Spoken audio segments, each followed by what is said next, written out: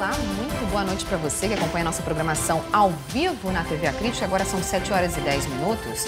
E a visita do ministro Gilmar Mendes, presidente do Tribunal Superior Eleitoral, ao Amazonas, despertou a curiosidade de muita gente. A intenção era acompanhar de perto a organização das eleições suplementares. Mas o maior questionamento era sobre a possibilidade de ainda termos eleições indiretas. O ministro até tentou evitar se comprometer com alguma declaração. Mas não teve como negar que novas decisões jurídicas podem interferir sim no pleito. A realização da eleição suplementar poderá ser julgada, inclusive após o dia 6, e cancelar um eventual segundo turno. Enquanto as especulações aumentam, tudo corre dentro do prazo para a votação. E veja também. Em 7 meses, Manaus registra quase 50 paralisações no transporte público. Pelo menos 50 mil pessoas ficaram prejudicadas. Amazonas faz campanha para aumentar denúncias contra tráfico humano. Esse ano, 4 mulheres foram vítimas desse tipo de crime. Agora, uma crítica na TV.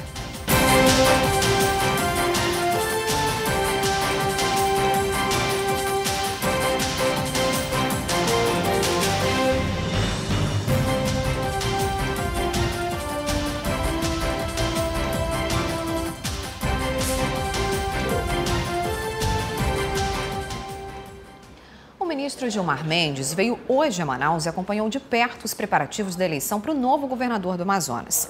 Ele evitou dar opinião sobre a possibilidade de eleições indiretas e disse que virá pessoalmente para o primeiro turno, marcado para o dia 6 de agosto.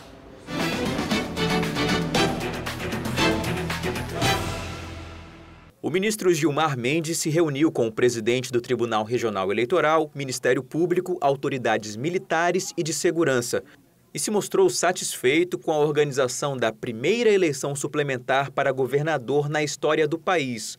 Segundo o presidente do TSE, o trabalho desenvolvido aqui vai servir de base para eleições futuras. Tudo isso está sendo feito de maneira adequada, de modo que acho que vocês devem contribuir para contar isso. É um case de sucesso. Mas o que todos queriam saber era se ele traria novidades de Brasília a respeito do processo que pede a realização de eleições indiretas, onde só os deputados estaduais têm direito a voto.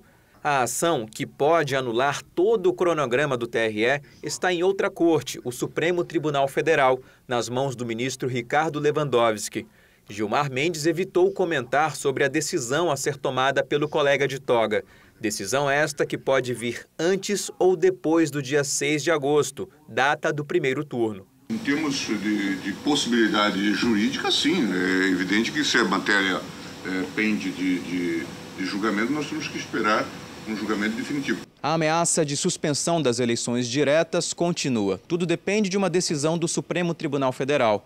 Mas, para muitos, a vinda do presidente do TSE a Manaus e a promessa dele de voltar no dia do pleito reforçam as expectativas de que a população vai mesmo às urnas no dia 6. Enquanto houver vida, há esperança, né?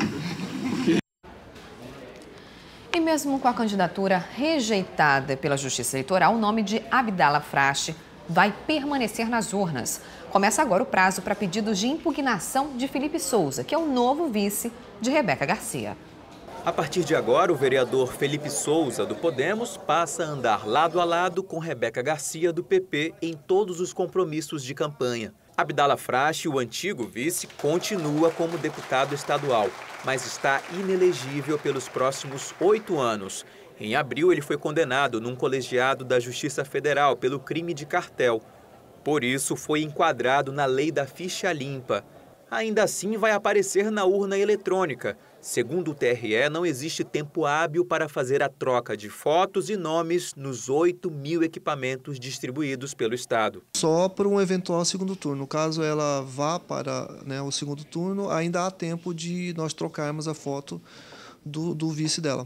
Com o registro de Felipe Souza, começa o prazo de 5 dias para possíveis pedidos de impugnação. Depois vem o prazo para a defesa e, finalmente, o julgamento no pleno do TRE. Tudo isso tem de ocorrer em, no máximo, 1 semana e meia antes do domingo de eleição. É lógico que nessa eleição suplementar, os prazos foram diminuídos, E eles têm o prazo está dentro do calendário eleitoral para a substituição.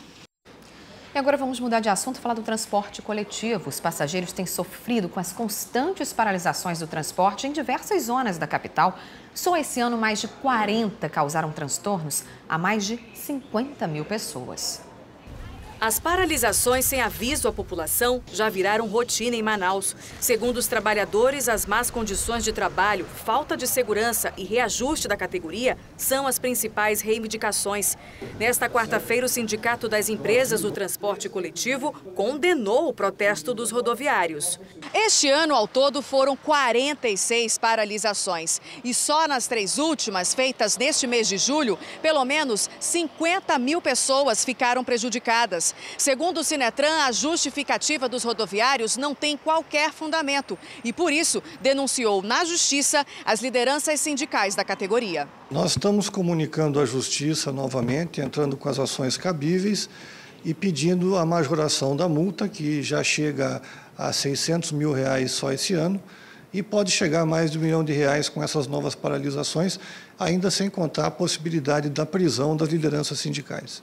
Sobre a falta de segurança dentro dos coletivos, o Sinetran alega que espera a implantação do ônibus seguro, projeto que determina o pagamento da tarifa somente com cartão Passa Fácil. E olha, no próximo bloco a gente volta mostrando um aplicativo que vai resolver o problema de muita gente. É só clicar e pedir um serviço como faxina, por exemplo. E 4 mulheres são vítimas de tráfico de pessoas só esse ano aqui no estado. Uma campanha tenta chamar a atenção para aumentar as denúncias contra esse tipo de crime. Agora são 7h16, a gente volta em instantes.